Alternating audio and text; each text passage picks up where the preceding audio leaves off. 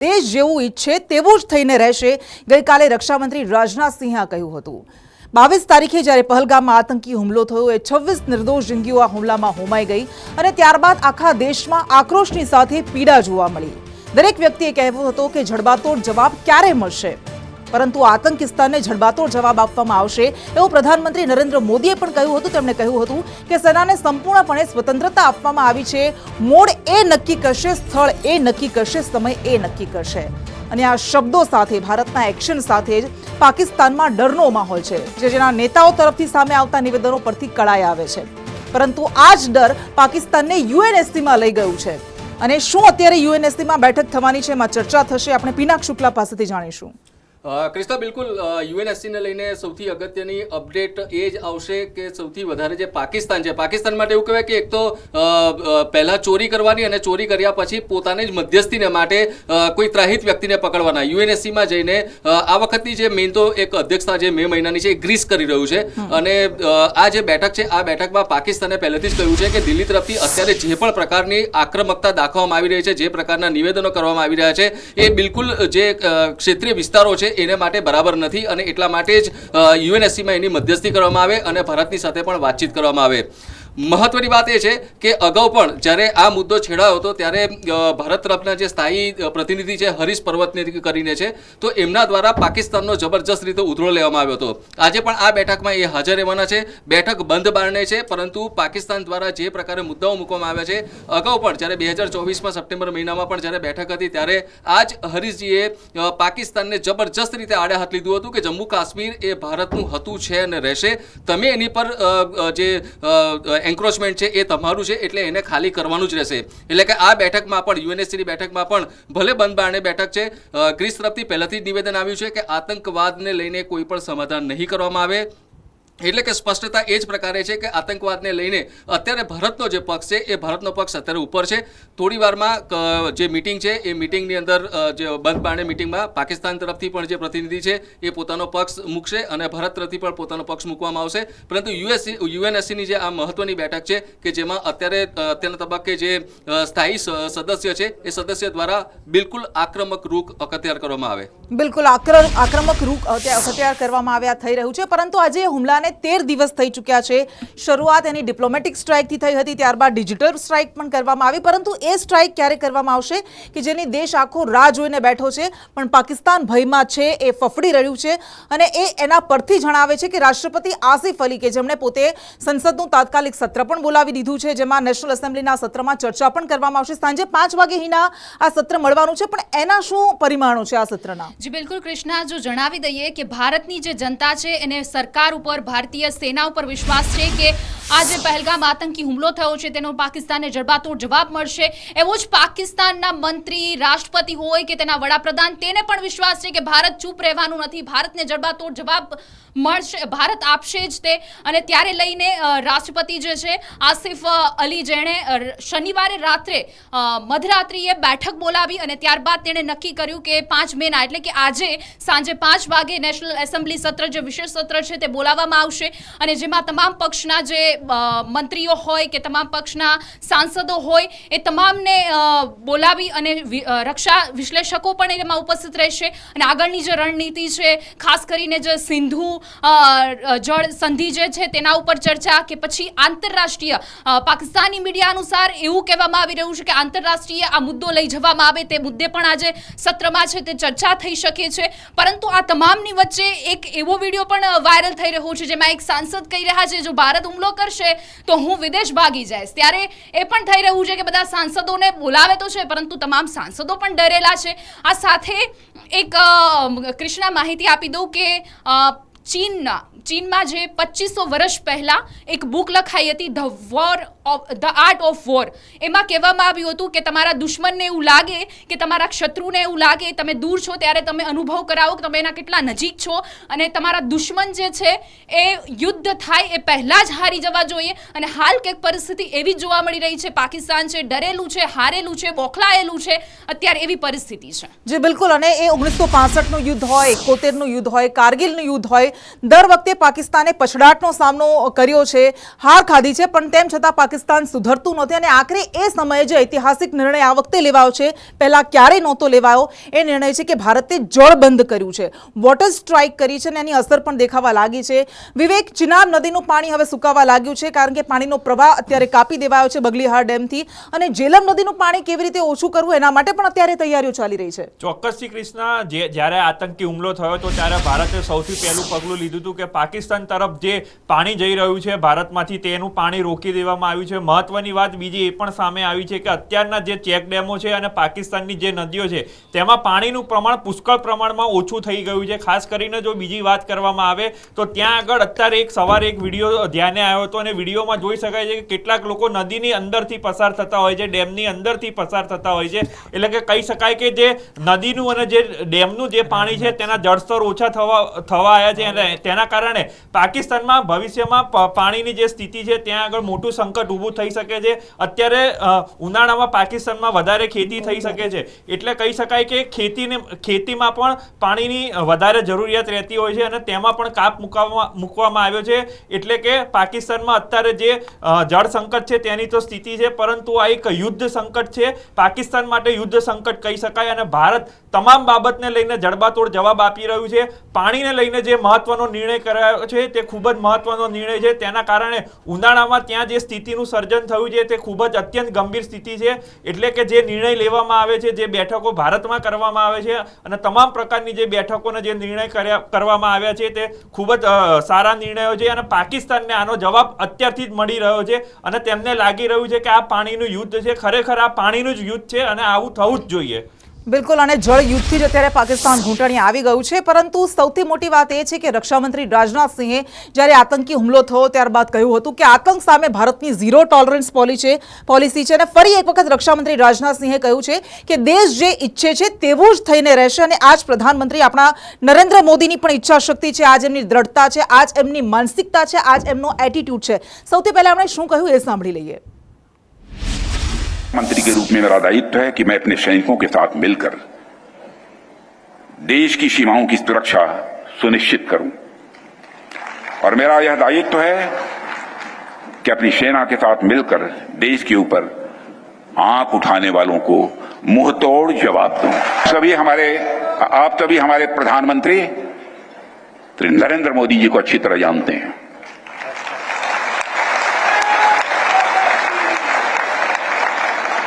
उनकी कार्यशैली से भी अच्छी तरह परिचित हैं, उनकी दृढ़ता से भी अच्छी तरह परिचित हैं. जोखिम उठाने का भाव किस तरीके से उन्होंने सीखा है अपने जिंदगी में, उससे भी आप अच्छी तरह समझते हैं. मैं आपको आश्वस्त करना चाहता हूं कि प्रधानमंत्री मोदी जी के नेतृत्व में जैसा आप चाहते हैं वैसा होकर रहे हैं. અને ધવલ મારી સાથે જોડાયા છે. ધવલ, રક્ષામંત્રી રાજનાથસિંહ કહી રહ્યા છે કે દેશ જેવું ઈચ્છે છે એવું જ થઈને રહેશે. આ શબ્દો શું સૂચવે છે? મહત્વની વાત છે કે કૃષ્ણા, જ્યારે આ પહેલગામ આતંકી હુમલો થયો ને ત્યારબાદની જે ઘટનાક્રમ આપણે જોતા આવ્યા છીએ, મીડિયાના માધ્યમથી જે લોકો જાણી રહ્યા છે, અથવા તો વડાપ્રધાન કાર્યાલય હોય કે પછી એના પછીની કોઈ પણ બેઠકો હોય, એ બધી જ બેઠકો એવું સૂચવી રહી છે કે ભાઈ પાકિસ્તાનને કડક જડબાતોડ જવાબ આપવાનો છે. અને એ જવાબની વાત રક્ષામંત્રી રાજનાથસિંહે કાલે કરી છે કે વડાપ્રધાન નરેન્દ્ર મોદી 140 કરોડ દેશવાસીઓની નસ જાણે છે ને રગ જાણે છે અને જેવું દેશ ઈચ્છે છે, દેશમાં આંતરિક રીતે જે ચર્ચા થઈ રહી છે, લોકોમાં જે ચર્ચા થઈ રહી છે, સેનામાં જે ચર્ચા થઈ રહી છે, એવું જે ઈચ્છે છે તેવું જ થઈને રહેશે એવું રક્ષામંત્રી રાજનાથસિંહે ગઈકાલે કહ્યું હતું. મહત્વની વાત છે કે રક્ષામંત્રીએ એવી પણ ચર્ચા કરી છે કે જડબાતોડ જવાબ આપવા માટે અને પાકિસ્તાન અને આતંકવાદીઓ તૈયાર રહે, બધા જને જડબાતોડ જવાબ મળશે. આ સાથે જ વડાપ્રધાન મોદી હોય કે વિશ્વના અન્ય નેતાઓ પણ ભારત તરફ મીટ માંડીને બેઠા છે. જાપાનના રક્ષામંત્રી પણ મહત્વની રીતે આજે ભારતના પ્રવાસે આવ્યા છે. રક્ષામંત્રી રાજનાથસિંહ અને જાપાનના અને રક્ષામંત્રી વચ્ચે પણ બેઠક થઈ છે અને બંને દેશો વચ્ચે યુદ્ધાભ્યાસ અને અન્ય મુદ્દાઓની ડિફેન્સની ચર્ચાઓ પણ કરવામાં આવી છે. આગામી દિવસોની અંદર જાપાન ભારતને કેવી રીતે ઉપયોગી બની શકે તે મુદ્દે પણ ચર્ચા કરવામાં આવી છે. સાથે સાથે વિશ્વના અન્ય દેશો પણ જે પ્રમાણે રાજનાથસિંહે સ્ટેટમેન્ટ આપ્યું છે એ મુજબ આગળની દિશામાં પાકિસ્તાન પર કયા પ્રકારના એક્શન ભારત લે છે તે પણ વિશ્વ આખું મીટ માંડીને બેઠ્યું છે અને ભારતના 140 કરોડ દેશવાસીઓ પણ એ રાહ જોઈને બેઠા છે કે ક્યારે આપણે એક્શન લઈએ અને ક્યારે પાકિસ્તાનને એનો જડબાતોડ જવાબ મળે. જી બિલકુલ, એટલે આખા દેશની નજર આ નેતાઓના સૂચક શબ્દો પર પણ તો છે જ, પરંતુ બેઠકો પર પણ છે જે એક બાદ એક થઈ રહી છે. પ્રધાનમંત્રી નરેન્દ્ર મોદીએ એરફોર્સના ચીફ સાથે મુલાકાત કરી, બેઠક કરી, નેવીના ચીફ સાથે બેઠક કરી અને આજે રક્ષા સચિવ સાથે મુલાકાત. મનીષ, આ મુલાકાત, આ બેઠક કેટલી મહત્વપૂર્ણ? એટલા માટે મહત્વપૂર્ણ, અશોક કુમાર સિંહ જે રક્ષા સચિવ છે ભારતના, એમની સાથે જ્યારે પ્રધાનમંત્રી આવાસ પર આજે બેઠક થઈ રહી છે તો આખા દેશમાં એક વાત બહુ ચર્ચાનો કેન્દ્રમાં છે. કારણ કે તમે કોઈ ગામડાના ઓટલાથી લઈને શહેરની શેરીઓ સુધીમાં એક જ વાત સંભળાય છે કે ભારત હવે શું એક્શન લેશે. અને પ્રધાનમંત્રી મોદી જે પ્રકારે 23 એપ્રિલના દિવસે વિદેશ પ્રવાસ એમનો ટૂંકાવીને જ્યારે અહીંયા ભારતમાં આવતા વેત એમણે 23 તારીખે જે પ્રકારે CCSની બેઠક બોલાવી અને ત્યારબાદ જે એક કડક નિર્ણય, મેસેજ આપવાની કોશિશ કે ડિપ્લોમેટિક વોર જે યુદ્ધની શરૂઆત કરી હતી, પાણી રોકવાની વાત હોય કે એના પછી ડિપ્લોમેટિક સ્તરે, આંતરરાષ્ટ્રીય સ્તરે ભારતને પોતાનો મજબૂતાઈથી પક્ષ રાખવા માટે કેવા એક્શન લેવા જરૂરી છે એના માટેનો એક મેસેજ આપવાની જે કોશિશ થઈ ને ત્યારબાદ એક પછી એક સેનાના ત્રણેય પાંખના જે અધ્યક્ષો છે એમની સાથેની વાતચીત હોય, એમની સાથેની મિટિંગ હોય કે પછી લગાતાર એક પછી એક CCSની જે 4 કેન્દ્રીય કેબિનેટ મંત્રીઓ હોય છે એમની સાથે ને એની સાથે અજીત ડોભાલને 2 વાર મિટિંગમાં હાજર રાખવા, ત્યાર પછી એક જે સેના સાથે જોડાયેલા લોકો છે એમની સાથે બેઠક કરવી અને ત્યારબાદ એક મેસેજ આપવો. અને મેસેજ એવો હતો કે જ્યારે આ દેશના તમામ સૈનિકોને એક વાતનો ખુલ્લો ઓર્ડર છે કે પાકિસ્તાનને એની જ ભાષામાં જવાબ મળશે. નેતાઓના જે નિવેદન છે એના પ્રત્યે લોકોની અપેક્ષા ખૂબ વધારે છે કૃષ્ણા. અને અત્યારે માત્ર આખા ભારતમાં જ નહીં પરંતુ પાકિસ્તાનના ઘણા બધા લોકોને ઊંઘ પણ નહીં આવતી હોય. કારણ એ છે કે યુદ્ધની તૈયારીઓ થઈ રહી હોય તે પ્રકારની વાતો સર્જાઈ રહી છે. પરંતુ આંતરરાષ્ટ્રીય પરિબળોને આપણે ધ્યાનમાં રાખીએ તો એક વાત ઘણા બધા સોર્સિસમાં એ વાત સામે આવી રહી છે કે યુદ્ધ નહીં થાય, પરંતુ જે પ્રકારે પહેલાની જે પાકિસ્તાને ભૂલો કરી છે ને એમાં એને જે ભોગવવું પડ્યું છે, એર સ્ટ્રાઇક થાય કે પછી આ પ્રકારે પાકિસ્તાનની અંદર ઘૂસીને જે આતંકી ઠેકાણાઓ છે એના પર કામ થાય, એક મોટી સર્જિકલ સ્ટ્રાઇક ટાઈપની જે એક એક્શનની તૈયારીઓ થઈ રહી હોય તે પ્રકારની વાતો સામે આવી રહી છે. પરંતુ અમે પણ જ્યારે સંદેશ ન્યૂઝે જ્યારે અમિત શાહ સાથે વાતચીત કરી હતી લોકસભા ચૂંટણી પહેલા, એ વખતે એમણે પણ કહ્યું હતું કે સેના અથવા તો દેશનું જે સુરક્ષા એજન્સીઓ જોડાયેલી છે એ લોકો કયા પ્રકારે કામ કરે છે, કોઈ મીડિયાને બતાવીને કે કોઈ રક્ષા સચિવોને બતાવીને રક્ષાના જે વિશેષજ્ઞો છે એમની સાથે વાતચીત કરીને નથી કરતી હોતી. સરકાર પોતાનો બ્લુપ્રિન્ટ તૈયાર કરે છે ને ત્યારબાદ એની એક્શન લે છે. સેનાના ત્રણેય પાંખના જે આપણા જે જવાનો છે અને જે આપણા જે અધિકારીઓ છે સેનાના, એ તમામ લોકો સજ્જ છે. બસ ગણતરીની ઘડીઓ ગણાઈ રહી છે, ગમે તે ઘડીએ થાય. અને એક બાજુ એવી પણ વાત ચાલી રહી છે કે 20 એટલે કે આ મે મહિનાના અંત સુધીમાં પાકિસ્તાનને ક્યારેય ન જોયું હોય એટલું ભયંકર એનું પરિણામ ભોગવવું પડે એ પ્રકારની તૈયારીઓ થઈ રહી છે. આખો દેશ મીટ માંડીને રાહ જોઈ રહ્યો છે કે પ્રધાનમંત્રી મોદી એના પર કોઈક એક્શન લે. કૃષ્ણ, બિલકુલ, અને આ સંવેદનશીલ મુદ્દો છે તો સ્વાભાવિક છે કે જાહેરમાં કહીને ન થાય, પણ ભાવિની અત્યારે સેના અનેક મોરચે લડી રહી છે. એક તરફ જે આતંકીઓ આમાં સામેલ હતા એને પકડવા માટેની કોશિશ ચાલી રહી છે અને બીજી બાજુ એવા અનેક આતંકીઓ, કારણ કે છેલ્લો રિપોર્ટ હતો કે જમ્મુ કાશ્મીરમાં ભારતમાં 150 આતંકીઓ છે, એટલે LOC પાર કરીને આવી જાય છે અને ત્યારબાદ એમને પકડવા ખૂબ મુશ્કેલ થઈ જાય છે. અને અત્યારે સેના એ જ કરી રહી છે, આતંકીઓના મનસૂબાને નિષ્ફળ બનાવી રહી છે, પણ કેવી રીતે? કૃષ્ણા, વાત કરીએ તો છેલ્લા 11 દિવસથી પાકિસ્તાન સીઝફાયરનું ઉલ્લંઘન કરી રહી છે. જમ્મુ કાશ્મીરના અલગ અલગ વિસ્તારોમાં આતંકીઓ દ્વારા સતત ફાયરિંગ કરવામાં આવી રહ્યું છે, પરંતુ સામે ભારતીય સેના પણ એને જડબાતોડ જવાબ આપી રહી છે. વધુ એક મનસૂબો હતો આતંકવાદીઓનો જેને નિષ્ફળ બનાવી દીધો છે. ભારતીય સેનાએ પૂંચ વિસ્તારમાં, પૂંચ સેક્ટરમાં IED મળી આવ્યા છે અને 5 IED આ સેક્ટરમાંથી મળી આવ્યા છે. સુરાનકોટ આ વિસ્તાર છે જ્યાંથી IED મળી આવ્યા છે. એટલે કે પાકિસ્તાન અને સાથે આતંકીઓ જે આખું મનસૂબો બનાવી રહ્યા હતા, ષડયંત્ર કાવતરું કરી રહ્યા હતા, IED બ્લાસ્ટ કરવાનું, એ આખા કાવતરાનો પર્દાફાશ થઈ ગયો છે. બિલકુલ, અને પાકિસ્તાન કેટલું ડરી ગયું છે, કેટલું હાફલું ફાફલું થઈ ગયું છે એના નેતાઓના નિવેદન પરથી, એના અધિકારીઓના નિવેદન પરથી એ સ્પષ્ટ થાય છે. અભિષેક, એ રશિયામાં પાકિસ્તાનના રાજદૂત હોય કે બ્રિટનમાં પાકિસ્તાનના રાજદૂત હોય એવું કહી રહ્યા છે કે અમે પરમાણુ હુમલો કરી દઈશું, અમે આ કરી દઈશું, પણ એ રાજદૂત એ પણ કહી રહ્યા છે કે પહેલગામ જેવી ઘટનાઓ રોકવી મુશ્કેલ છે. આ જ બતાવે છે કે આતંકિસ્તાન કેમ કહેવાય છે પાકિસ્તાનને. કૃષ્ણા પહેલગામ હુમલો થયો અને એના પછી ભારતે પાકિસ્તાન સામે એક બાદ એક સ્ટ્રાઇક કરી, પછી એ વેપારના મોરચે હોય કે પછી વ્યૂહાત્મક સ્ટ્રાઇક હોય કે પછી પાણી બંધ કરી દેવું હોય. હવે આ બધી સ્ટ્રાઇક સામે, ભારતની એક્શન સામે પાકિસ્તાન શું જવાબ આપે? એનો કોઈ જવાબ જ નથી પાકિસ્તાન સાથે, કેમ કે એ આતંકવાદનું સમર્થક છે, એની પાસે કોઈ જવાબ જ નથી વાજબી. અને આ જ ડરમાં, આ જ ખોફમાં ત્યાંના સત્તાધીશો છે, ઇવન પ્રધાનમંત્રી છે, એ બફાટ કરી રહ્યા છે, ગમે તે નિવેદનો આપી રહ્યા છે, કેમ કે ત્યાંની જનતાને એમણે ખુશ રાખવાના છે. હવે ત્યાંના વિદેશ મંત્રી પહેલાં જ કહી ચૂક્યા છે કે અમે 3 દાયકાથી આતંકવાદને પોષી રહ્યા છીએ, એનું ભરણ પોષણ કરી રહ્યા છીએ, કેમ કે મોટા ભાગના જે આતંકવાદી જૂથો છે એના ઠેકાણા પાકિસ્તાનમાં છે. હવે આ જ કડીમાં જે બ્રિટનમાં રાજદૂત છે પાકિસ્તાનના મોહમ્મદ ફૈઝલ, હવે એ એવું ઝેર રોકી રહ્યા છે કે આ પહેલગામ જેવા હુમલા તો થતા જ રહેશે, કેમ કે કાશ્મીરનો મુદ્દો સળગતો છે. પણ સવાલ એ છે કે આ મુદ્દાને સળગાવે છે કોણ? કોણ આતંકવાદને ભડકાવે છે? તો જવાબ સીધો છે પાકિસ્તાન. પાકિસ્તાનને એમ છે કે મુદ્દો જમ્મુ કાશ્મીરનો છે, પણ આ જમ્મુ કાશ્મીરનો મુદ્દો છે જ નહીં, આ મુદ્દો છે POKનો.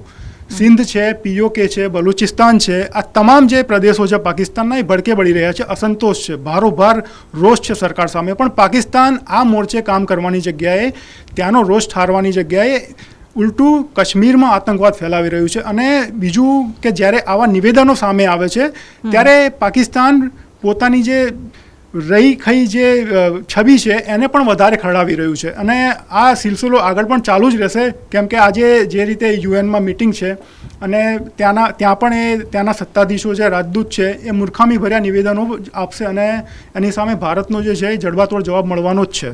બિલકુલ, એ જડબાતોડ જવાબ હશે. આખો દેશ એની રાહ પણ જોઈ રહ્યો છે, પણ એ પાકિસ્તાનના પોતાના નેતા જ સ્વીકારી રહ્યા છે કે પાકિસ્તાન આતંકિસ્તાન છે. ખ્વાજા આસિફે કહ્યું હતું કે 3 દાયકાથી પાકિસ્તાન આ ગંદુ કામ કરી રહ્યું હતું, આ ડર્ટી વર્ક કરી રહ્યું હતું. અને ત્યારબાદ બિલાવલ ભુટ્ટોએ પણ કહ્યું હતું કે હા, પાકિસ્તાન આતંકને પોષતો હતું, પણ એ ભૂતકાળ હતો.